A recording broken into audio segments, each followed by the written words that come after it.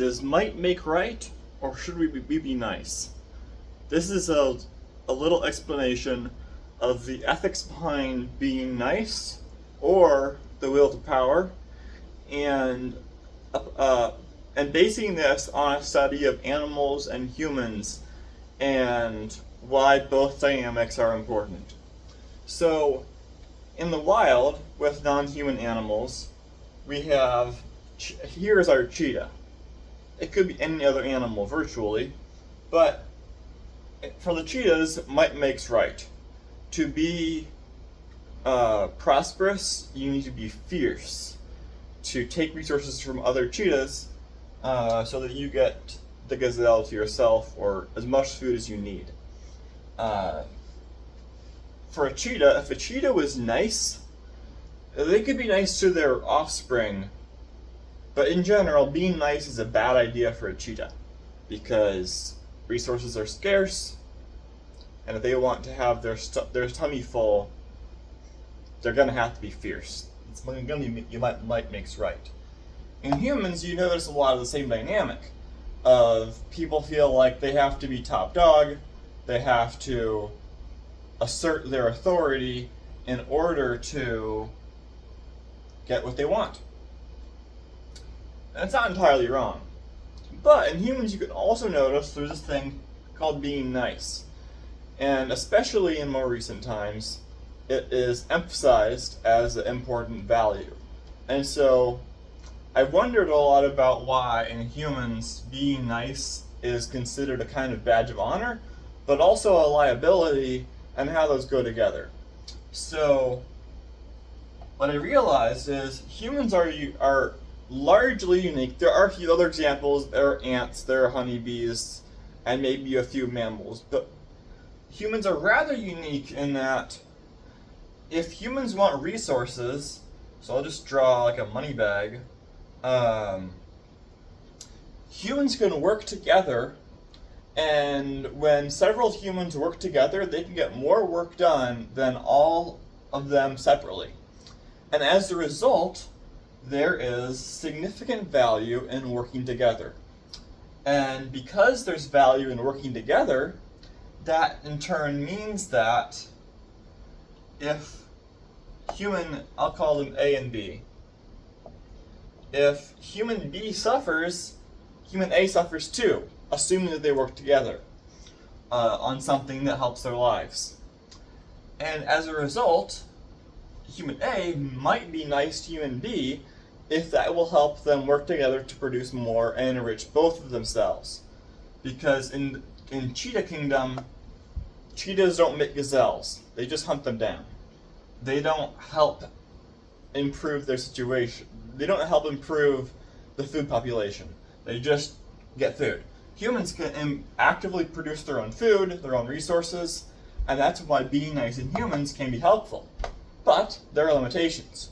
So first of all, humans evolved it depends on how you mark it, whether it would be 1 to 10 million years ago, depending on when you define the difference between a human and pre-human or whatever. But anyhow, it wasn't until recently that you had this dynamic where being nice was evolutionarily favored.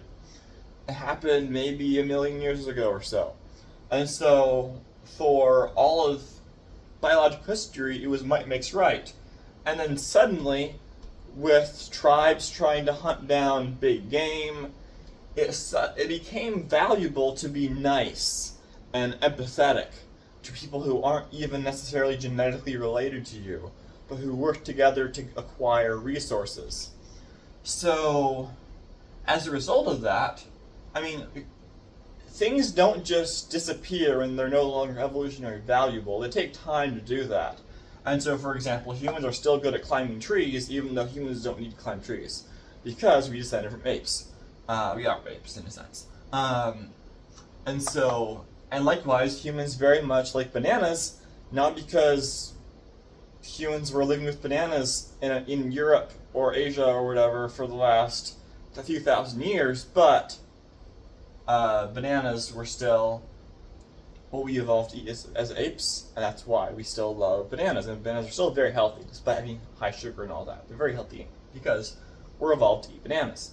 And so likewise, humans still have a lot of the instinct of might makes right, and feel they have to be dominant and fierce if they want to be top dog, an alpha of the group. But there's also this thing called being nice. And so philosophers have noticed for probably a few thousand years, but especially in the last few hundred years, that if everyone in the world was nice, it would be fine. And cheetahs, if everyone was nice, the cheetahs would be kind of malnourished. Just saying. Humans, not true. If humans were nice, they didn't steal, they didn't cheat, they didn't kill, they would be fine. Humans don't, in a sense, need violence. Instinctually they do, but if they were nice, no one would starve because of it. But then there's the problem. So, in some countries, let's just call it power country. There's going to be power country, and there's going to be nice country. And in the power country, like, it's a country where humans in general don't work together a lot in order to produce more resources together. So basically, let's say you have a country where there's a lot of poverty, there's not a lot of technology. And so everyone's kind of fighting for their own survival in a sense. Like, they're not killing each other necessarily, but they're not like in a situation where working together is a good idea. If they work together, it's not a way to get ahead. It's not like in America where if you work together in a company, you can get richer together more than you would separately. So they don't really have the experience of being nice being a good thing. It's just, people who are nice are just submissive losers. That's their experience. And in a nice country, let's just say America, Europe, whatever, where there's a lot of, if you work together, you can get richer together. People tend to be much more nice.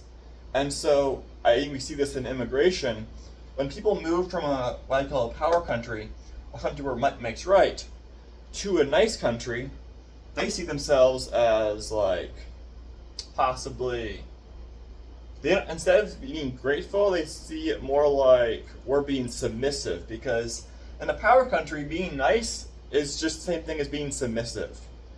Where in a nice country like America, people who are powerful can also be nice, sometimes. But in a nice country, when people from a nice country move to a nice country, there's not a lot of turmoil. It's a pretty smooth immigration process. When people from a nice country move to a power country, that's also a bad idea. Because you have people like who, for example, come from America and then move to a third world country and then get killed, maybe get sick. They die much faster than they would in their country, because it's very hard for people in a nice country to assimilate into a power country, and to our people to assimilate from a power country into a nice country. And so it's not as if people from a nice country are necessarily just like better or whatever, but the two don't go well together.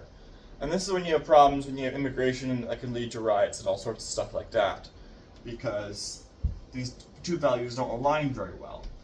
And you might say this is superior because this correlates to technology and industry and wealth, but just because this is, and this, these countries say, well, they're superior because they understand how power works or whatever.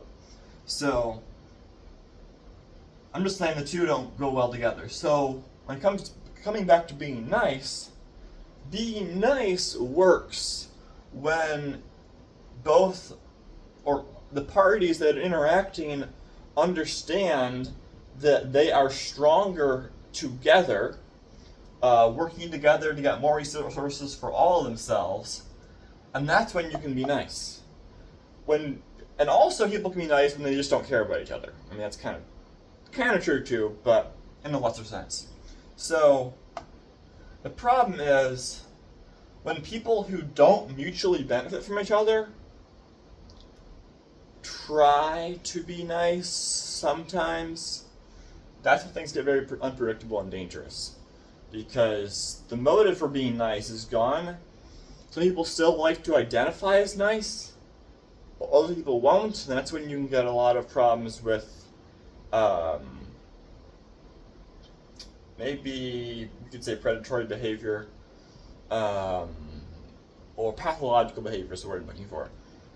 Is when people try to be nice when there is not mutual advantage.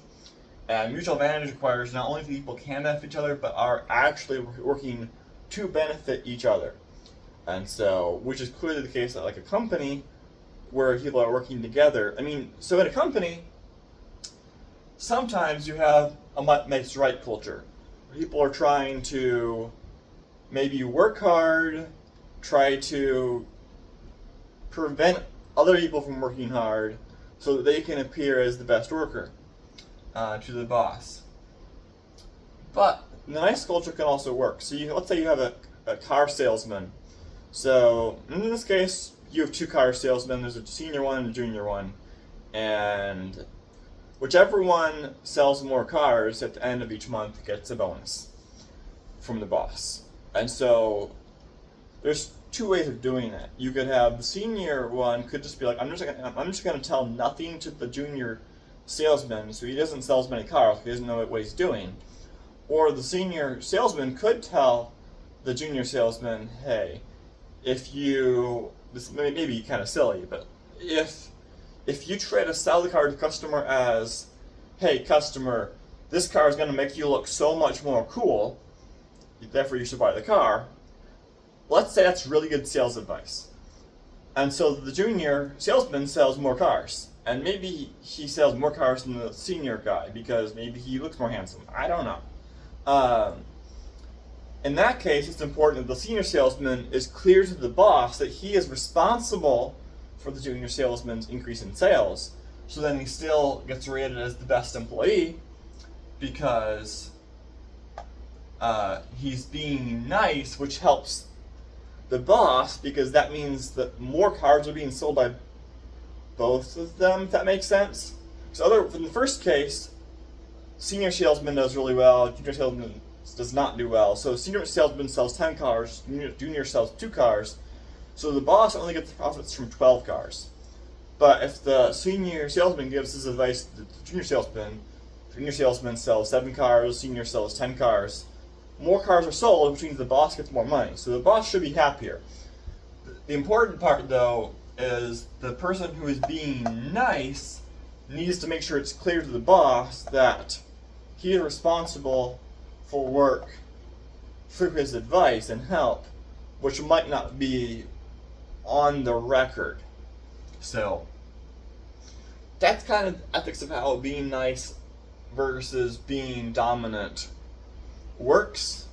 Both are successful strategies in their own right, but there's a careful balance when some people have the perspective of nice right and other people have the perspective of being nice. So I'm not saying that you should pick one or the other, but this is the game at stake. It's just game theory, and I mean I would definitely prefer being nice, but sometimes being nice is dangerous if everyone else thinks this. And so you have to watch your step.